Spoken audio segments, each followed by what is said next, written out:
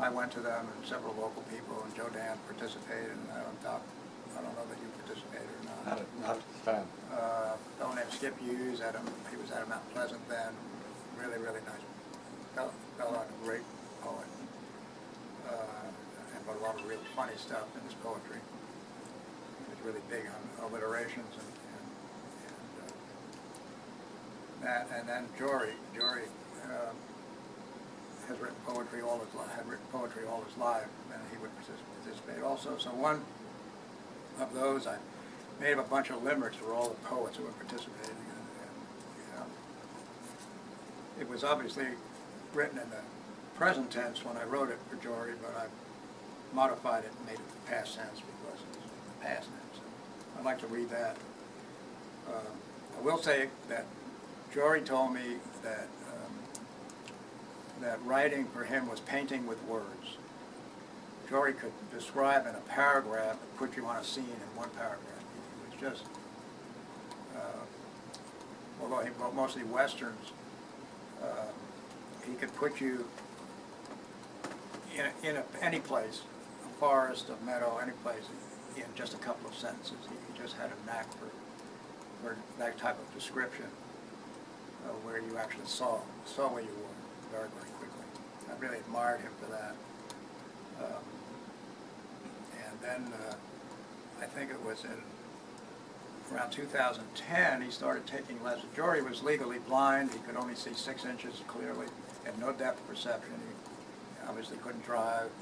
He walked with he had a cane. And he decided he wanted to paint with paint. So he hooked up with Graham Hopkins, who's a Winsboro resident who's got crippling arthritis. It was, you talk about the blind and the crippled getting together and producing beauty. Graham still paints, even though he can't bend his fingers. All his joints are fused, so he has to hold his brush like this, or pencil, whatever he's painting with. And he taught Jory how to paint. This is one of Jory's paintings, which I'm proud to say I own. And he could never see this completed because he, like I said, he can only see 6 inches clearly. He can never see the completed painting. I have several of his work here. He did all Western themed things because that was the genre he wrote in.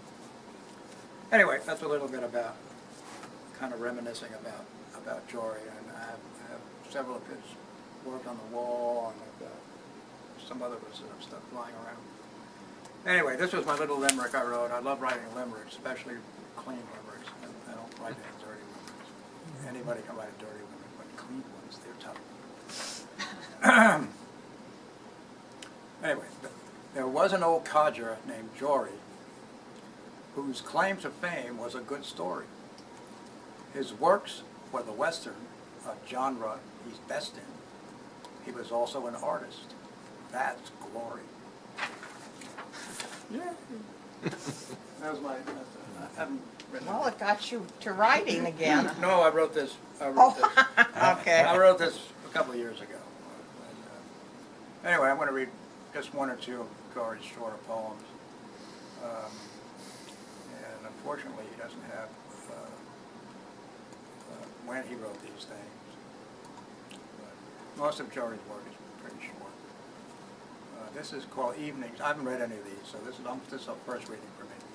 It's called Evening Song. Weave on, my evening, your soft yarn of early blue, alive on the last verges of copper, innocent to the swarm of fire, a river of hush away, past a lonely hill. Rest in me, my evening, your sense like the sparkle of damp streets, gray in the morn of gulls, my unconscious associations of you, lost in the travel of ashes.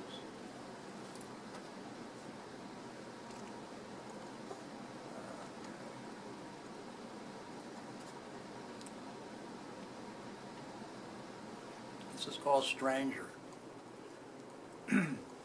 After remaining hidden for over a year in strangers' cars, asphalt-hungry bugs moving in all lines of sight, shriveled stomach in green rot hotels, in pen and ink drawings of your own, complex mental strain, underneath the nervous split tobacco of roll your owns, in the maze of teenage orgies, or in the widow's spider thighs. After hiding, you mysteriously reappeared, clad in your oversized garments, wearing a face of shadow, unlit by pale saffron sun, weak but older than art, clutching 32 bars of strange, discordant music.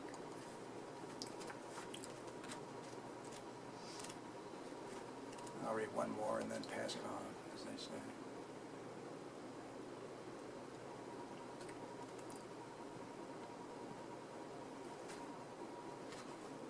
This is called Storm Warning. This was published in 1965 by Windfall Press out of Chicago in a book called My Face in Wax, which obviously was a book of poetry. Again, this is Jory Sherman. A faint storm ripples, distant rumble black, crackle flack, fierce with bald hammer fists. I feel it in my blistered hands, see it crack light in a splash of mercury through my window. The air, unwilling to hurry, sobs great draughts, racking big bundles blown easy gray. From some sea valley farther off, speeds in darting directions under the fright-hidden moon. I feel the silence in the streets. When I looked up from hearing December far, the tumble-down crumble of decrescendo drums, I noticed my door wasn't locked. The door near the storm, tightly fastened now. And suddenly I'm very sleepy, drowsy, like fat corn hopping as it riffles its green clothes, waiting out the dryness. It's a sample of some of Jory's writing.